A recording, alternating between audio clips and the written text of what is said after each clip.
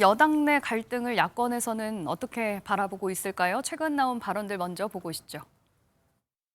한동훈 대표께서 대통령을 잘 설득하셔가지고 국정기조의 전환을 이끌어내시기를 기대합니다. 한동훈 대표님 면담 잘 하시고 좋은 성과 내시고 또 기회가 되시면 우리 야당 대표와도 한번 만나시기를 기대합니다. 민심을 따라서 피하지 않고 문제를 해결하겠다고 말해놓고 김건희 특검을 반대한다면 비겁하다는 소리만 듣게 될 것입니다. 한동훈 대표께서는 이제 더 이상 피하지 말고 행동으로 국민 앞에 결기를 보여주기 바랍니다. 한동훈 대표는 어느 편에 설지 택하십시오. 형과 형수냐 아니면 국민이냐. 국민의 편에 서겠다면 윤김 부부와 단호히 결별하십시오. 부디 좋은 선택을 하기를 조국혁신당이 응원하겠습니다. 한동훈 화이팅! 야권에서 이렇게 한동훈 대표에 대해서 파이팅까지 할 정도인가. 사이가 안 좋았던 분들인데. 예, 이런 분위기가 지금 맞는가 약간 좀 혼란스러운데요.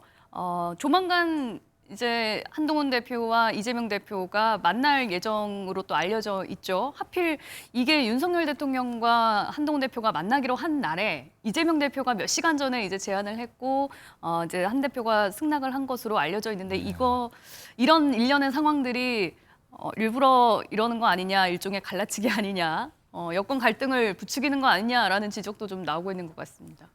뭐 5월 동주, 이재희 뭐 이런 말들이 나오고 있습니다만 이재희가 더 어울리는 것 같아요. 그래요. 예. 그런데 면담하러 가는 날 이재명 대표가 한번 뵙자, 예. 다시 만나자라고 했는데 네. 한 3시간 만에 예. 흔쾌히 한동훈 대표가 호응을 했습니다. 뭐 저는 확인 안 했습니다만 제 개인적으로는 상당히 의아스럽다. 생각보다 빨리 반응을 하네. 예.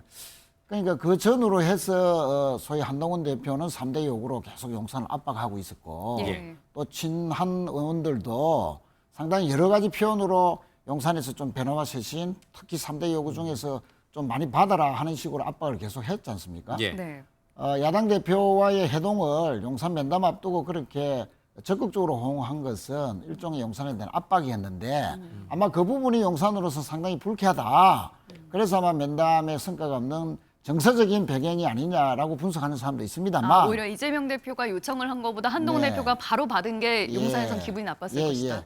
그러나 기분 나쁜 거는 또 기분 나쁜 것이고 예. 그래도 여당의 대표가 여러 가지 고민 끝에 특별감찰관 등등을 이렇게 요구를 했으면 최소한의 요구다라고 했으면 그것을 좀 진지하게 받아들이는 예. 추후 논의라도 해보자라는 식으로 반응을 했어야 되는데 뭐 이런 지하에 검찰 수사하고 있는데 예. 뭐 때문에 필요하나 이런 식으로 답변을 했다고 합니다. 이것은 전혀 민심과는 등진 대통령의 반응이었다 그렇게 네. 생각하고요. 이재명 대표와의 회동에서는 저는 여러 가지 의제들이 있지 않겠습니까? 예. 김건희 여사뿐만 아니고 의정 갈등과 관련된 문제, 검투세 문제, 또 각종 민생 문제 다 아마 전반에 언론을 할 예. 것인데 저는 두 분의 요청이 뭐 이의제의다 이런 걸 떠나서 정말 이 김건희 여사 리스크만큼은 빨리 어떻게 하든 돌파구를 열어야 됩니다. 예. 지금 모든 민생 해난이라든지 전국의 해난들이 이 문제 때문에 발목을 잡혀서 어떠한 부분도 부각되지 못하고 해법을 못 찾고 있거든요. 예. 자, 그러면 저는 두 분의 지혜가 필요한 회담이 돼야 된다. 서로 양보를 해서라도. 예. 그런 측면에서 이재명 대표는 정치 복원을 이야기를 했습니다. 네. 정치 복원이나 정치라는 것은 결국 대화하고 대화는 만나자고 이제 합의를 했으니 타협하자.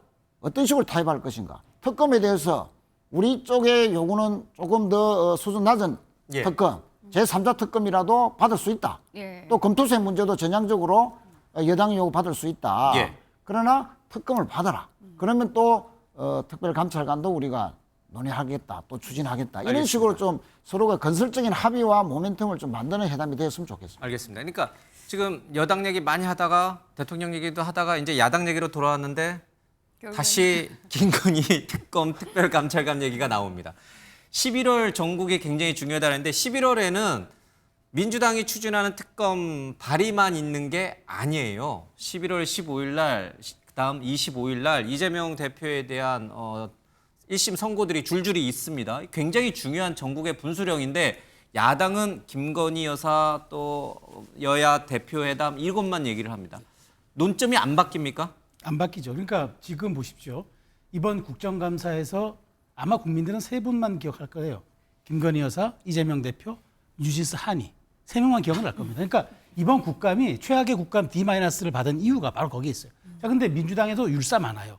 특히나 이번에 공천받아 오신 중에 이재명 대표 이른바 호위무사라고 하는 변호인들 많아요. 근데 이분들이 이번에 왜 국감에 이렇게 치열하게 증인도 채택하고 동행명령장 발부하고 왜 이렇게 극강에 이렇게 말하자면 무도에 가까운 정도로 공세를 펼쳤을까? 이분들도 알아요. 법조인이니까. 이재명 대표의 유죄 가능성이 높다는 걸 알기 때문에 그게 11월 15일과 12월 24일 날 예정돼 있으니까 어떻게든 여기에 대해서 전선도 형성하고 먼지도 뽀얗게 피워서 피하 구분이 안 될 좀 말하자면 시계 제로의 상황을 만들어야 되겠다 생각한 것 같아요. 그러다 보니까 국감도 이번에 난장판이 된 거고 보십시오. 이게 앞두고 있으니까 지금 특감 그러니까 특별감찰관 꺼내놓은 거에 대해서 여권의 균열을 유도하고 계속 특검법 이번에 바로 뭐 11월 14일 날인가 24일 날인가 또 발의한다는 거 아닙니까? 3차 발의하죠. 예. 또 발의하고 이번에 대통령 거부권 행사하면 28일까지 구체적으로 계획을 세워뒀더라고요. 다시 재표를 들어가겠다. 예. 이렇게 하는 이유는 딱 하나죠. 어떻게 하든 거기에 대해서 국민적인 관심, 그다음에 국민적인 여론이 이재명 대표 유죄받았으니까 만약 유죄받으면 이거 대선 못 나오는 거 아니냐?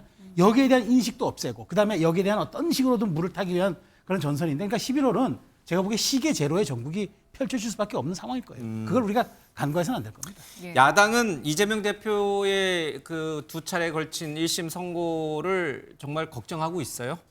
무겁게 보죠. 뭐 유죄가 나올 경우 대비한 여러 가지 시나리오나 고민들도 많이 하고 있습니다. 근데 그럼에도 불구하고 이재명 대표의 사법 리스크는 사실은 사골국물처럼 이미 오랫동안 이 정권 2년 반 동안 울고 먹었어요. 그리고 이제 1심 판결이 나오는데 좀 여유가 있다고 보는 겁니다. 왜냐하면 과거에 이재명 대표가 경기도지사 선거 이후에 뭐 헌법재판소까지 갔다가 살아 돌아온 사례가 있잖아요. 그러다 보니 이번 1심에서 설사 만에 하나 유죄가 나온다선 치더라도 지금의 지지율 30%의 지지율이 크게 바뀌지는 않을 거다. 이런 전망이 다수고요.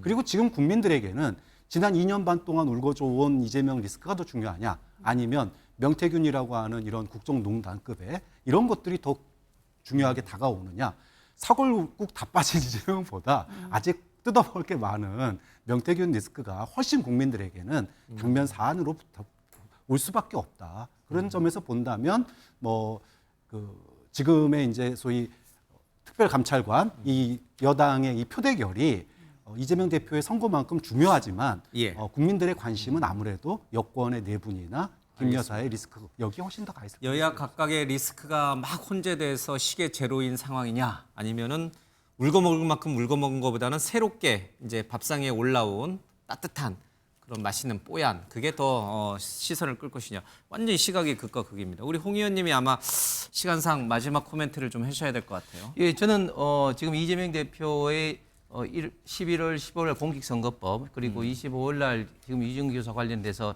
지금 최초의 지금 사법부 1심 선고가 지금 나지 않습니까? 예. 그렇기 때문에 그 이전에는 국민들 특히 이제 중도 좌파의 국민들이 봤을 때는 이 검찰에서 이렇게 이재명 대표가 억울한 거 아니냐 이렇게 생각할 수도 있을지 모르겠지만 이제는 예. 사법부에서 공직선거법과 위정교사의 어떤 판단을 내린 최초의 어떤 결정이기 때문에 이 결정은 지금까지 어떤 검찰 수사하고는 완전히 차원이 다를 것이다 예. 받아들인 것이. 그리고 또 그 이전에는 예를 들면 경기도지사 때 뭐 허위사실 유포라든지 이런 때는 대권 어떤 후보가 아니었기 때문에 당내 어떤 경쟁 어떤 구도가 약했는데 이제 1심 선고가 나면은 지금 이재명 대표가 과연 차기 대통령 후보로 나갈 수 있느냐. 예. 만약에 민주당 후보로 나가게 되면 민주당이 완전히 거들나게 되는 거 아니냐 이런 어떤 당내 반발 내지는 대안 찾기 기류의 시작이 1심 선고 때부터 저는 이루어질 가능성이 굉장히 많다고 보여지기 때문에 민주당으로서도 11월이 굉장히 중요한 분기점이 될 것 같습니다. 근데 말씀 중에 죄송한데 중도 좌파는 누구를 말하는 거예요? 지금 이제 민주당 예. 입장에서 특히 이재명 대표를 지지하는 분 입장에서 지금 이재명 대표의 검찰 수사에 대해서 굉장히 좀 의심스럽게 바라보는 어떤 그런 국민들 일단이 계신 거죠. 그런 분들은 우리가 좌파라고 부릅니까? 아무래도 좌파 지역에 있는 분들이 그런 어떤 생각을 하는 경우가 굉장히 많이 있으시겠죠. 알겠습니다. 제가 이제 용어가 요즘 많이 너무 헷갈려져가지고 이 좌파가 뭔지 우파가 뭔지 진보가 뭔지 보수가 뭔지를 알 수가 없어요. 예, 어쨌든 뭐 그런 시각을 좀 갖고 계신다 이런 뜻이군요. 혹시 뭐 우리 최 의원님이 10초? 네. 하여튼 김건희 여사 문제를 극복하지 않고서는 어떤 국정 성과도 나올 수 없다는 것을 여야 다 직시하고 지혜로운 좀 돌파구를 만들기를 간절히 바랍니다. 예, 알겠습니다. 정리 잘 해주셨는데요. MBN 뉴스와이드 오늘 준비한 순서는 여기까지입니다. 함께해 주신 여러분 고맙습니다.